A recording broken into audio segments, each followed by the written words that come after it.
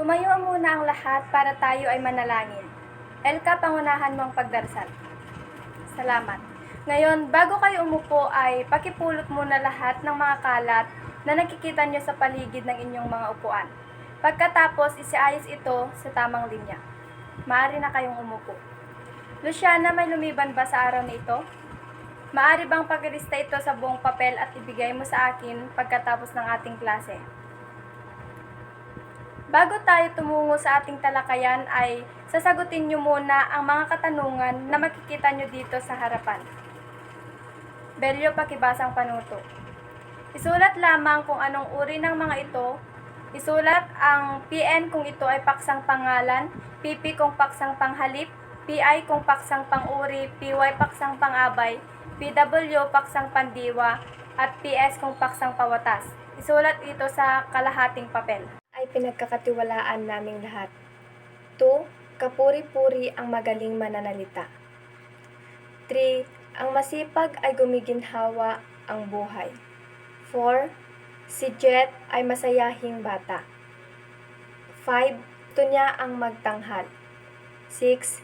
Bigyan ng makakain ang mga naglilinis. Magpapakita ako dito ng mga larawan ng iba't ibang sitwasyon. Sa bawat larawan ay magbibigay ako ng pahayag na kulang ang panaguri. Number 1, blank ay isang masipag na lalaki. 2, masaya kaming tatlo na blank. 3, ang bulaklak na ito ay blank. 4, ang blank ay hindi gumagana. Ngayon, ating ipagpapatuloy ang ating talakayan. Dito naman na tayo sa panaguri, ang bahagi ng pangusap na naglalarawan o nagbibigay impormasyon tungkol sa paksa, dahil ito ang nagsabi kung ano ang ginagawa, katangian o estado ng simuno. Ang panaguri ang nagbibigay ng kumpletong detalye tungkol sa simuno, kaya't nagiging malinaw at buo ang mensahe ng pangusap. Kapag wala ang panaguri, hindi magiging ganap ang impormasyon. Mga uri ng panaguri. Ang unang uri nito ay panaguring pangalan. Kapag ang panaguri ay nagbibigay ng karagdagang impormasyon tungkol sa paksa. Halimbawa, inhinyero si Kelly. Ang inhinyero ang siyang panaguri dahil ito ang nagsasabi ng impormasyon tungkol sa paksa. Ikalawa, panaguring panghalip. Ito ay nagiging panghalili o pamalit sa pangalan ng paksa o simuno at nagbibigay pa rin ng impormasyon o detalye tungkol dito. Halimbawa, ang kasama ko ay siya. Ang panaguring panghalip dito ay siya dahil ito ang nagpapakilala na tao na tinutukoy ng nagsasalita o paksa ng pangungusap. Ito ay nagbibigay dagdag linaw sa kung sino ang kasama o tinutukoy sa usapan. Ikatlo, panaguring panguri. Kapag ang panaguri ay naglalarawan sa paksa, halimbawa, mapagmahal si Yana. Sa pangungusap na ito ay isang panaguri na naglalarawan sa katangian ni Yana. Ito ay nagpapakilala ang kanyang disposisyon sa pag-ibig na nagbibigay ng positibong impresyon sa kanya bilang isang tao. Ikalima, panaguring pang-abay. Nagbibigay ng impormasyon tungkol sa kung paano, kailan, saan o gaano magaganap ang isang kilos o pangyayari na tinutukoy sa paksa. Halimbawa nito ay mamaya darating ang mga module. Ang panaguri dito ay ang mamaya dahil ito ang nagbibigay ng impormasyon tungkol sa oras ng pagdating ng mga module. Ika-6, panaguring pawatas. Ito ay nagsasaad ng kilos sa pinapagawa tungkol sa paksa na maaring gawin o inasahang gawin.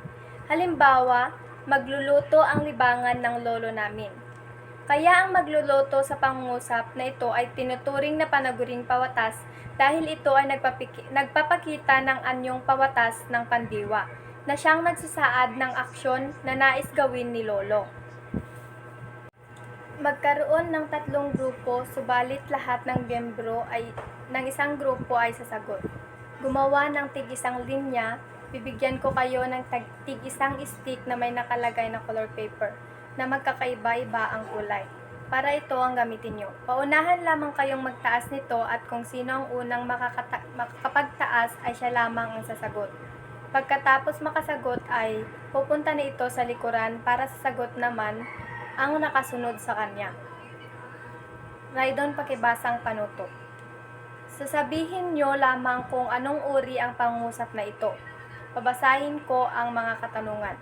Una, si Nena ay maganda. Ikalawa, matapat sa kanyang bayan si Jose. Ikatlo, ang bulaklak ay mabango.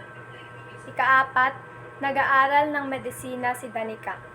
Ikalima, si Alena ay nagluluto ng masarap na ulam. Ika-anim, ang mga tanim na gulay ay maraming bunga. Ikapito, naglalaro sa tuwing hapon si Spencer at Mayumi. 8. Si Ginoong Malvar ang nahalal bilang Pangulo ng Samahan. 9. Siya ang pinakamagaling na manlalaro sa koponan. 10. Ang aso ay tumakbo ng mabilis sa labas ng bahay. Ngayon, maaari na kayong bumalik sa inyong mga upuan. Ako'y nagpapasalamat sa inyong lahat dahil kahit papaano ay nakipag-cooperate kayo ngayong araw. Raydon Pakibasang Takdang Aralin. Pakibasang Panuto. Sa lungguhitan ng 1 beses ang simuno at 2 beses ang panaguri. Una, si Enena ay maganda. 2. Matapat sa kanyang bayan si Jose. 3. Ang bulaklak ay mabango. 4. Nag-aaral ng medisina si Danica. 5. Si Alena ay nagluluto ng masarap na ulam. 6. Ang mga tanim na gulay ay maraming bunga. 7. Naglalaro sa tuwing hapon sina Spencer at Mayumi.